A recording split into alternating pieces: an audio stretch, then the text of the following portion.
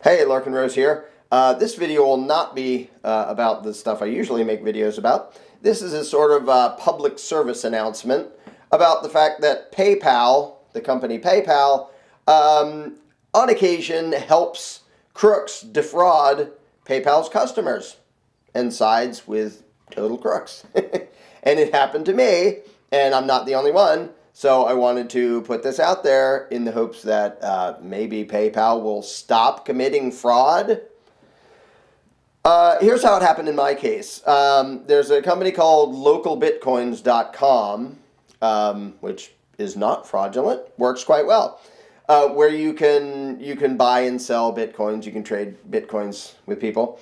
And one of the ways you can do it, which is what I was doing, is you can sell Bitcoin for other types of payment, like PayPal, which I had done on several occasions. And now, some people point out it's sort of silly to sell Bitcoin for PayPal because PayPal, those payments can be reversible. Somebody can undo a PayPal payment. So if somebody wants to point out, well, you were stupid for doing this because you put yourself at risk, fair enough. It's sort of like, if you leave cash lying around on your front porch, shouldn't be too surprised if somebody steals it. However, it doesn't make it okay to steal it. It doesn't make theft and fraud okay. The fact that I did something that made it not that difficult for somebody to rob me. The thing is, it wouldn't have been that easy for them to rob me if PayPal didn't help them to try to rob me. And so what happens is I went to localbitcoins.com and I had a bunch of Bitcoin to sell. Of course, this had to happen at just about the only large scale. It was $1,600. The only large scale transaction I've done. But done a bunch of little ones. They all went fine. But of course, the big one got reversed. So I sell some. You go on there and you find somebody who wants to buy and you sell it. And you make the deal. They send you PayPal.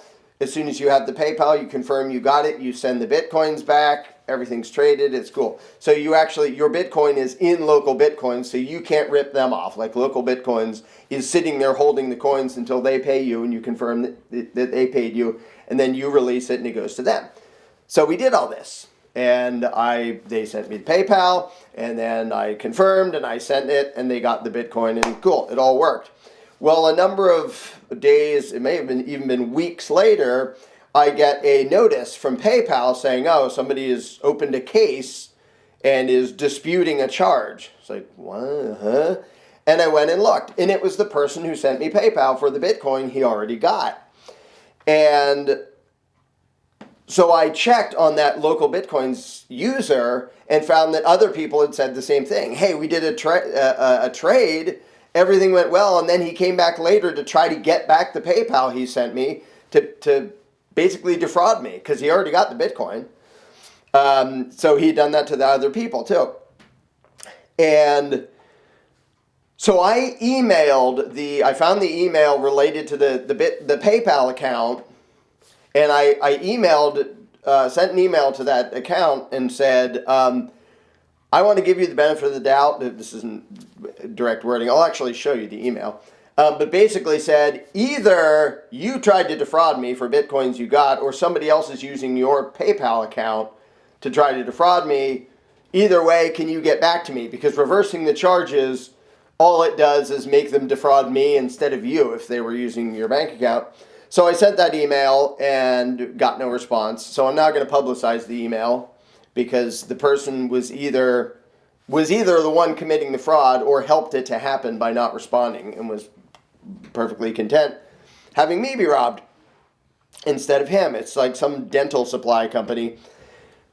So I complained to local Bitcoins and said, this guy totally ripped me off. Apparently looks like he's done it to other people.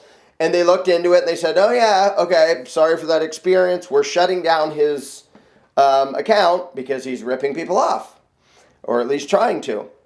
So I showed PayPal. I sent by an email to PayPal, they sent me the thing that said there's a case open. And I said, okay, this is somebody trying to rip me off. This is blatantly somebody committing fraud.